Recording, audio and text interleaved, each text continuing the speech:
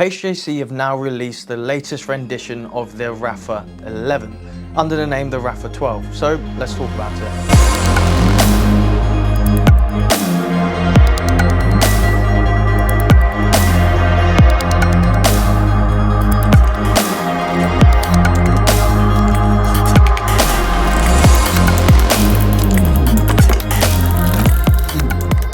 So as always, let's start off with the specs. Starting off with the plain graphic colours of this helmet, the RPHA-12, they come in at $399.99 RRP. And if you want the ones with the wacky graphics, whether it be Marvel all the way up to Netflix's shows like Squid Games, it will go from $450 to around $560.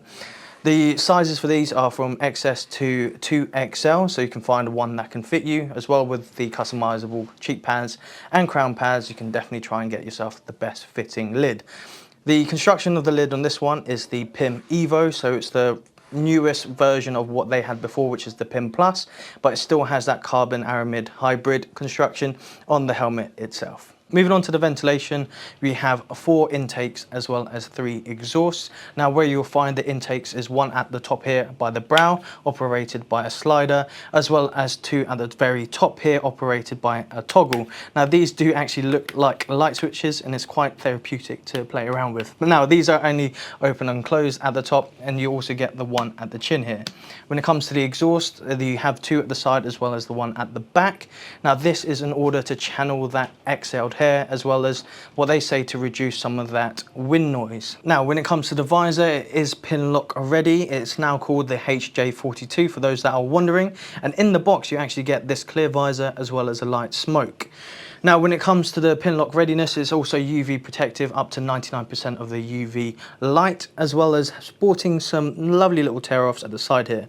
Now the construction of this is slightly different to the older version, and we'll get into more detail about that in a little while, as well as the actual overall eye port shape and space. You've actually got a wider field of view in this new rendition of the lid. But before we move on to the similarities and differences, let's talk about its comfort. Something that HJC do really well is actually their padding. Now there's a lot of other manufacturers that cater towards different styles of like thickness as well as plushness of their cheek pads, whereas for me, I think HJC do like a perfect balance of both. So when it comes to breaking in the cheek pads, they don't lose as much as it would for like a different manufacturer per se. So these actually last a really long time, and it's going to be true to fit even after you've worn it a few times.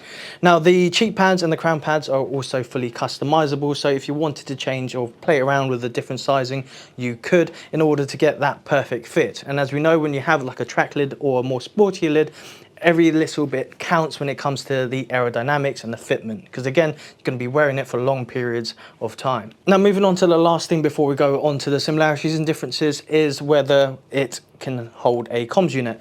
We get that asked quite a lot in our comments as well as on here and on TikTok, so I'll answer that now. With this one, you can definitely use an intercom system on this, as it has the ports on the inside to do so for the speakers and what have you.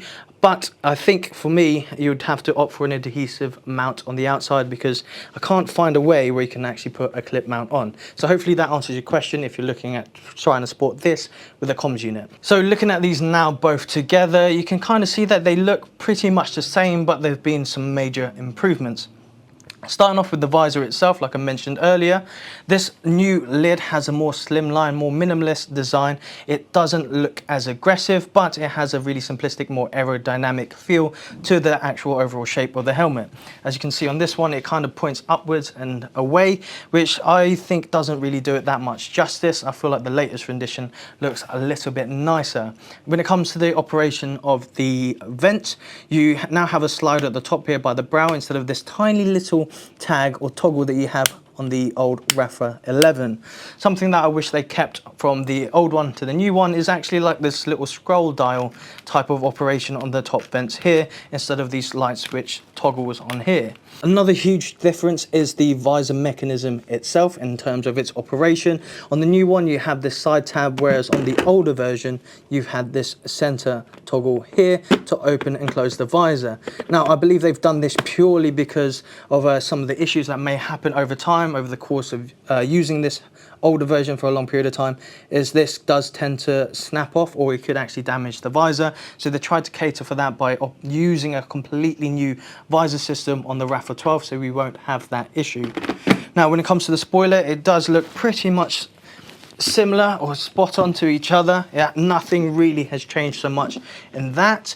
The biggest difference between these two as well is the weight. Now with ECE 2206 and this having to adhere to it, this RPHA-12 that is, it has gained a couple 100 grams. I think it's actually now 150 grams heavier than this one at 1300 grams. But again, with the aerodynamics and the feel when you're riding on the motorcycle, I doubt you'll feel the difference when you're going at like 100 miles an hour around the track. Moving on to the mesh vents, on the older version, the RPHA-11, you can actually close these mesh vents on the inside, whereas on the new ones you can't.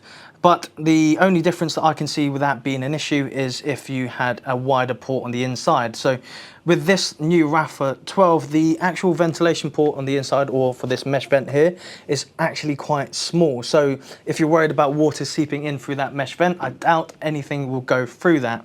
The only reason why it's on this one is because the intake port by the mesh vents are far, far larger than the ones on the new one. Now lastly, let's look at my personal opinions of the new to the older outgoing model. For me, I prefer the center tab on the RPHA-11, albeit it does get a little bit annoying. I just wish that on the RPHA-12 they incorporated that center tab and in the middle. As we all know, it's easier to operate a center tab than it is to operate one that's on the side. Now, a nice little touch that I quite like is this 3D logo on top of the RPHA-12 that I didn't talk about earlier, as compared to like the decal stickered on one on the RPHA-11. The overall look and shape of it I much prefer on the RPHA-12, just because it has a simpler line that looks more aggressive and more minimalist. And as you know from me, I'm not very loud when it comes to graphics, so that is literally just my personal opinion on this. And this with the light tint visor on it just looks spot on. Black on white just looks amazing in my eyes. When it comes to the comfort, the overall plushness and the fit of it actually in my eyes has gone up, as previously on the RPHA-11 didn't fit me quite well when I was trying it on, because I was really heavily considering getting one of these. But trying this one on, it just feels a lot nicer around the cheeks, around the neckline and top of the crown. Now that's just my personal head shape, so it might be different to you, so you must come down to one of the 16 UK stores to get a proper fitting to see, in order to get the nicest fit, that is. Now, those are just my thoughts on the new helmet as compared to the older outgoing RPHA-11. So let me know what you think down in the comments below. Would you sport any of these? Give us a like. Be sure to subscribe. Ride safe, and see you all soon.